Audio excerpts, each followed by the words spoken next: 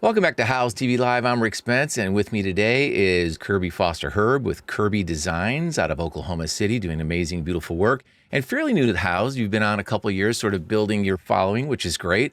And you're going to share with us your home, which you recently did some amazing work to. So tell me about your home here. So we custom built this home back in 2017. There's not a lot of opportunities to live on water here in Oklahoma. So we wanted to ensure that the views were beautiful. I also wanted the main floor to have a very large open floor plan. And it was mission critical that our daughter was on the first floor with us in her younger years. So we had to have at least 2 bedrooms downstairs. Oh, that's great. So she's downstairs with you. You're not going up and down the stairs. She's easily accessible, which is great. Why don't we start in the main living area? It's kind of the first thing you're going to notice with that beautiful ceiling.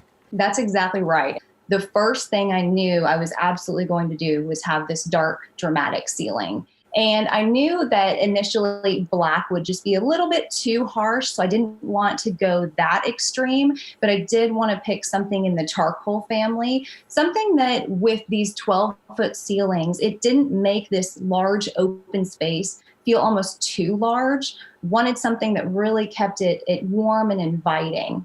And I like to blend the parallel lines with some curves as well. So the chandelier is actually something that I had, and it's just one of those collectibles that I've taken from home to home with me. I also wanted to add some curves to the fireplace. So the cast stone fireplace was something that we custom ordered as well. The custom made couch. And from there, I actually found the 2 chairs that are offsetting it. They're about a chair and a half, if you will, a little smaller than a love seat, but very comfortable to get cozy on. The mirrors, I knew initially I wanted them on either side of the fireplace. That reflective light in there to lighten up the space. I just started watching a series on Netflix, The Queen's Gambit, the chess player, and I'm seeing knights. These feel like chess pieces to me right next to the fireplace. I just noticed that. I'm like, those look like giant chess pieces. They do. And that's funny that you say that because my mom actually owns giant chess pieces in her house. And it must have been one of those things that I was inspired by them. Found them locally here in Oklahoma City many years ago, and I've loved them ever since. Teach your daughter early. You never know. She could be the next Beth Harmon. Tell me about your coffee table there, and then is that a silk rug underneath there? I wanted to get a larger coffee table, and I also wanted one additional mirror detail in this room. And something I didn't contemplate at the time was that the mirror detail on the coffee table actually gives the beautiful reflection of the ceiling when you look into it. So it's just, it puts more emphasis on that ceiling, even more than I would have initially thought. And the carpet underneath, interestingly enough, it is just carpet that I had made into a rug. So this, with the room being as big as it is, I needed a nice, huge square rug. So I actually ended up using the carpet from what I did up my stairway and just had it made. You have them sew a seam around the outside, and you can kind of go as big as you want.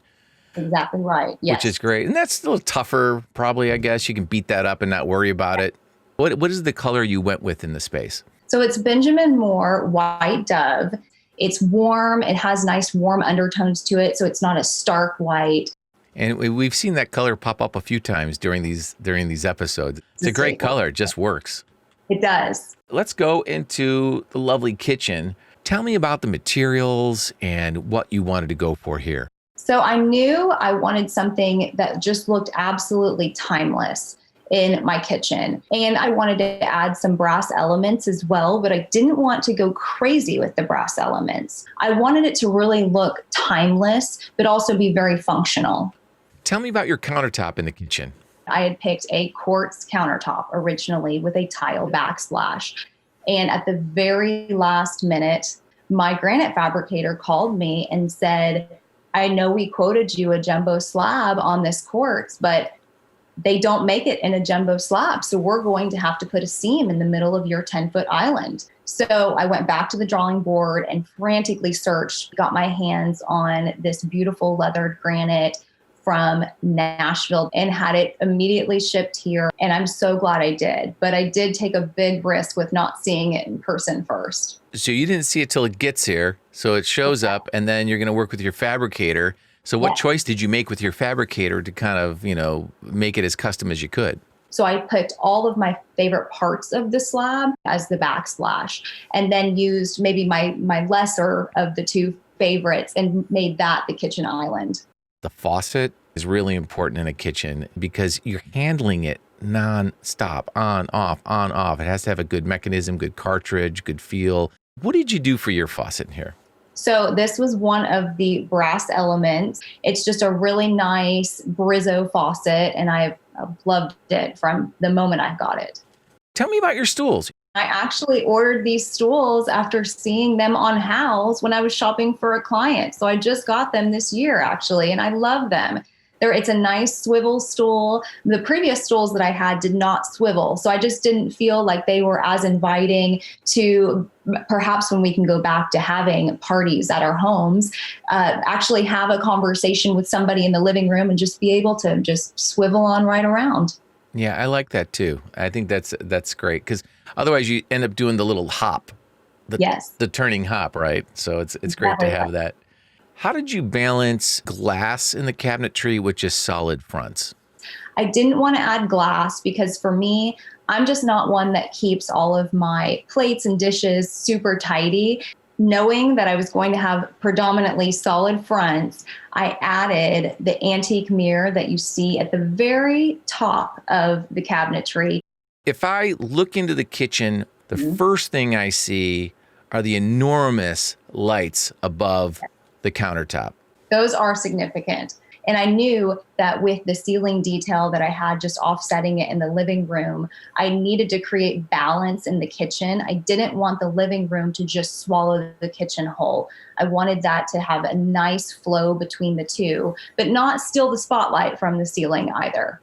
So while we're in the kitchen, let's just step over to your dining nook there. Tell me about, I really love the mirrors and that little piece of art in there too. Tell me about that.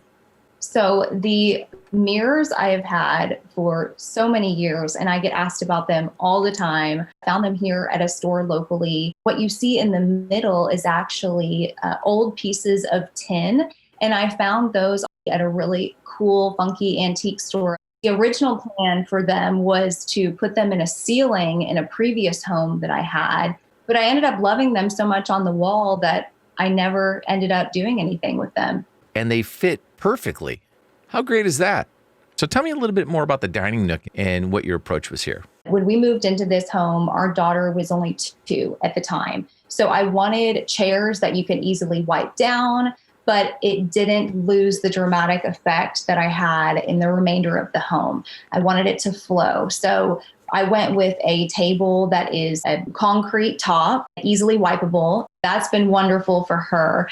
And the rug is also an inexpensive rug. So as much as I love a beautiful rug, we are not to a point yet in our family where we can have those without feeling like they may get ruined very quickly. Let's go into the master bath. First thing that strikes me, the antique mirrored surface, kind of repeating that again. Why was this so important to you in this space? So when I decided that we were going to build this house, the 2 must-haves were my dark ceiling in the living room and this antique mirror. I didn't know where this large antique mirror was going to go at the time. I just knew I wanted something really dramatic. You would typically see some type of tile behind the tub. You may see some slab of some sort. So I knew this would be a great opportunity to do something different. Everything just pops and is much more interesting with that mirror. And I bet you get a ton of use out of this. Really, I say that the shower was for my husband and the tub was for me because I knew my husband would not use this in a million years. So I went for something that has the length that would fit the space very nicely, but on the inside of the tub, it's comfortable and it's actually formed to my body. Perfect. That's great. So it's not just about looks, it's about function there, especially with the tub, which is great. Tell me about the materials and what you wanted to go for here. So I knew that my husband and I had to have separate areas because he is a little bit messier than I am. And on my side, it was important to me that I had extra storage. So I ended up putting a taller piece connected to my vanity. And I decided to go with quartz because with the hair products and the makeup, a much more durable product. What about your hardware and your fixtures in here? I did go with much more sleeker and long, dramatic hardware pieces in this space. I love hardware. I call hardware the jewelry of the home, and I always do that big. Throughout the home, are the ceilings 10 feet throughout the home? And then in your living room, that's when they go up to 12, 13? Correct. Yes, they're 10 throughout everywhere else on the first floor. Did you do anything with moldings and trim to help sort of calm the verticality of the space? Yes, I did. So I actually went with a very large baseboard in the entire first floor of the home. So they come out to be somewhere between 8 and 9 inches total. I decided to go against having crown molding in many of the rooms, but did bring it in for some of the smaller rooms like the bathroom and like my office. Okay, so let's go into your office / mom cave. Really beautiful. So what did you do in here? I mean, this looks like completely dialed in now. So the window treatments were the first things that I made a decision on because we did need some draperies in the front of the home pretty early on. And from there, I played off of that fabric and just started adding to it. So the artwork I had fallen in love with a few years ago, and beautiful Barclay Butera piece. I bought identical pieces. I love those because as I stare at them, I see different things in them. It's like I almost get re-inspired by my own things for client projects as I'm working in this space. The built-ins directly behind me, I actually made the hardware look as if they are filing cabinets. I thought that made it interesting. And from there, just started filling the bookshelves with things that I love, things that I've collected over the years. There's more antique books that you see in the top 2 shelves on either side. I have some beautiful lamps on either side, and I have them actually on timers every day. So when I wake up in the morning, they're on, and it's just a beautiful space to walk into. It's like it's come to life and it's waiting for you. Yes. Right? What about the piece of art to your left on the wall there? Is actually 4 different pieces of metal, and I've just placed them so closely together that it looks like one large dramatic piece. Oh, yeah. Now I see it. Yeah. It looked like it was one piece initially, but yeah, very nice. And pretty dramatic chandelier in this space. So I did take this space maybe a little bit more modern than the rest of the lights in the house. Maybe is a little bit on the girly side, and that's perhaps like why I picked it for this space, since this is my space.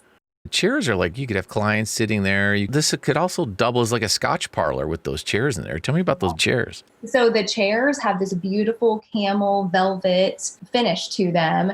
And this is one of the only places that I've invited this color into my home.